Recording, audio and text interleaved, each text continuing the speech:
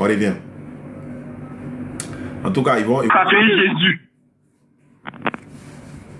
Il dit qu'il est le commencement de la création de Dieu. Donc Jésus-Christ est une créature. Il est le commencement de la création de Dieu. Oustaz l'a lu. Donc Jésus-Christ est une créature. Il est le commencement de la création de Dieu.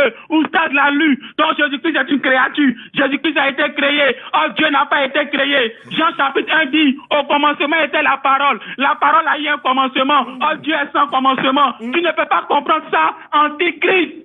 Maintenant, Jean chapitre 1, le verset 18. On dit que le Fils là, qui vit dans le sein du Père, qui vit auprès du Père, c'est lui qui nous a fait connaître le Père. Ça rappelle quoi? Ça rappelle le texte de Jean, 1 Jean chapitre 5, le verset 19, où on dit, le Fils de Dieu est venu pour nous donner l'intelligence, afin que par lui, nous on puisse connaître le Père. Et que ce Père-là, c'est lui qui est le Dieu véritable et la vie éternelle.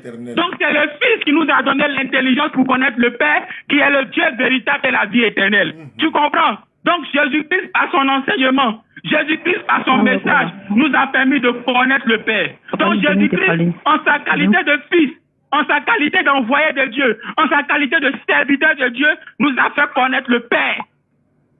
Donc j'ai fini, Oustaz. Il peut conclure, je l'ai compris. Là, tu as complètement dit faux. Tu as pris la Bible, tu l'as interprétée en ta manière, et tu as créé ta doctrine à toi, qui n'est pas une doctrine chrétienne. Tu n'es pas chrétien, c'est clair. Il a dit qu'il est chrétien, donc c'est pas à vous de le juger s'il est chrétien ou pas. C'est parce que quand quelqu'un s'oppose à votre croyance... Non, il est chrétien pour lui, mais pas pour nous. Quand quelqu'un s'oppose à votre croyance, il n'est plus chrétien. Encore, les témoins de Jéhovah disent que Jésus n'est pas Dieu tous les jours. Vous ne les avez jamais dit qu'ils ne sont pas chrétiens.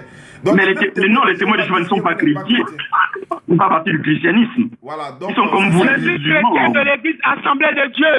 Non, vous n'êtes pas Assemblée de Dieu. Non. Je suis de la communauté de Cocody. André.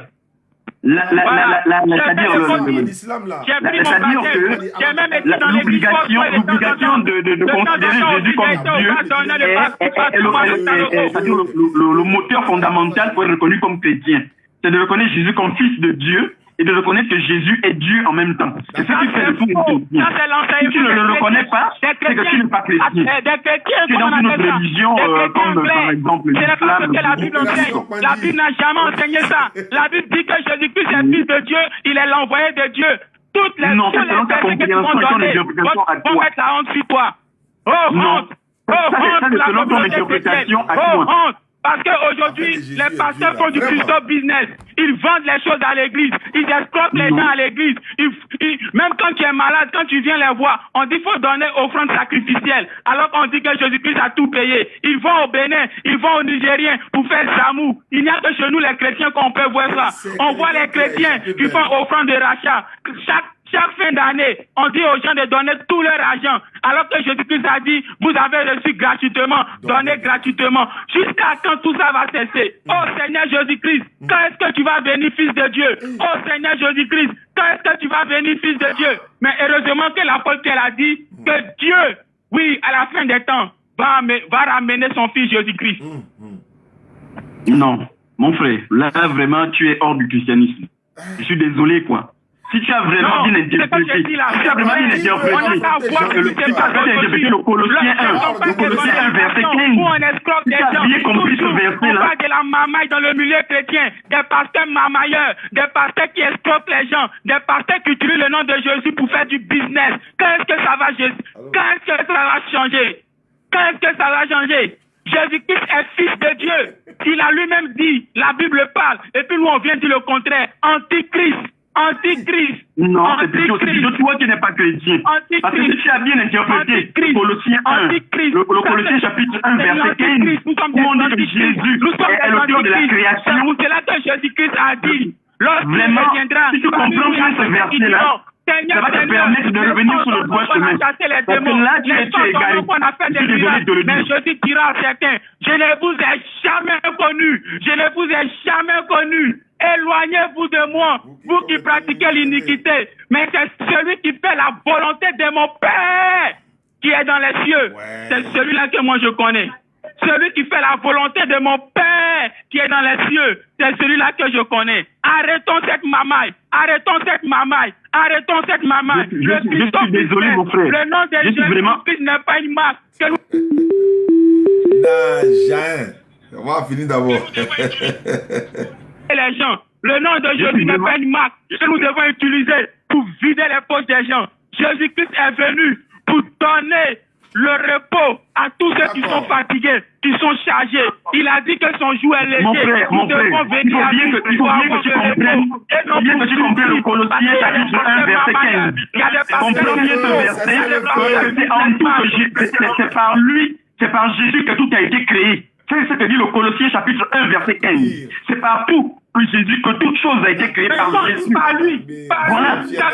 Voilà. Soyons fiers d'être musulmans. Soyons fiers d'être musulmans, les gars.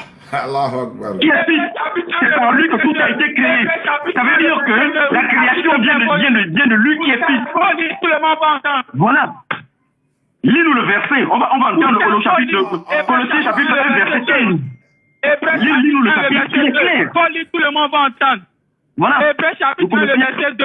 Est-ce que c'est Jésus-Christ qui a créé ou bien c'est Dieu qui a créé par Jésus? C'est Jésus qui a créé. Colossiens chapitre 1 verset 15. Pardon, il va clair. Tout a été créé par... Pardon. Tiens le verset 2. Est-ce que c'est Jésus qui est le créateur ou bien c'est Dieu qui a créé par Jésus? C'est Jésus qui est le créateur. Colossiens chapitre 1 verset 15. Voilà. La parole de Dieu va nous départager. Folie, Hébreux 1 verset 2. Hébreux 1 verset 2. Folie, Oustaz. Folie. Mon frère, faut te taire. Oustaz va lire Hébreux 1 verset 2. Hébreux 1, 2. Dieu, dans ces derniers temps, nous a... Quand tu appelles, on raccroche là. Il faut comprendre. Dieu. Aïe, aïe, aïe. Il a fait raccrocher. Constat que tout n'est que vanité.